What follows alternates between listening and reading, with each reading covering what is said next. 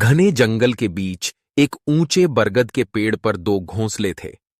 एक घोंसले में रहती थी नीलू गौरैया और दूसरे में उसकी सबसे अच्छी सहेली सोनू मैना। दोनों बचपन से साथ थीं।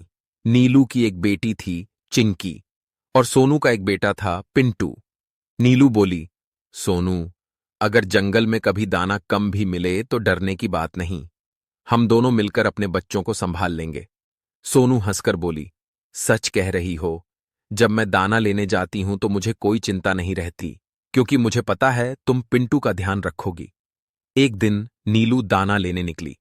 रास्ते में उसे मटकी कौआ मिला। मटकी बोला, नीलू, सुना है जंगल में एक खतरनाक बाज आ गया है, वह छोटे बच्चों को उठा ले जाता है।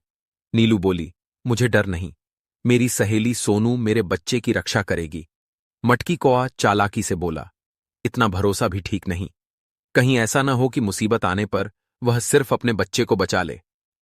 नीलू ने गुस्से में कहा, सोनू मेरी बहन जैसी है, वह ऐसा कभी नहीं कर सकती। शरारत की शुरुआत। एक दिन सोनू किसी काम से दूसरे जंगल चली गई। उसने नीलू से कहा, पिंटू का ध्यान रखना, मैं जल्दी लौट आऊंगी। नीलू ने हामी भर दी। थोड़ी देर बाद चीकू गिलहरी आई और पिंटू को फुसलाने लगी। उसने मीठा फल दिखाया और बोली, चलो, तुम्हें ढेर सारे फल खिलाऊंगी।